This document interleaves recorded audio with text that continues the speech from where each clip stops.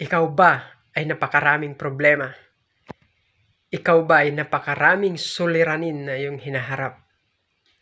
Ikaw ba ay hirap na sa iyong kalagayan ngayon? Hanapin mo ang Panginoon. Hintayin mo ang Panginoon. Ang sabi sa Panaghoy 3:25, ang Panginoon ay mabuti sa kanila na nangaghihintay sa Kanya, sa kaluluwa na humahanap sa Kanya. Ang Panginoon ay palaging nandiyan sa tabi natin. Ang Panginoon ay palaging nakatingin sa atin.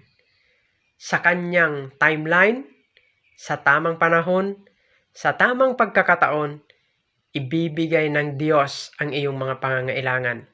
Sasagutin ng Diyos ang iyong mga panalangin. Ang Diyos ay hindi natutulog.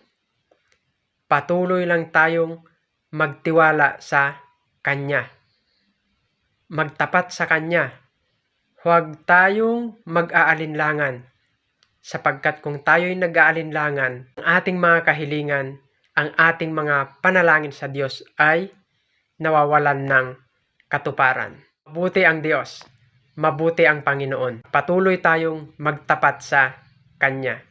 At ang lahat ng ating mga hinaharap na mga kahirapan sa ating buhay ay lilipas sa tulong ng ating Panginoon.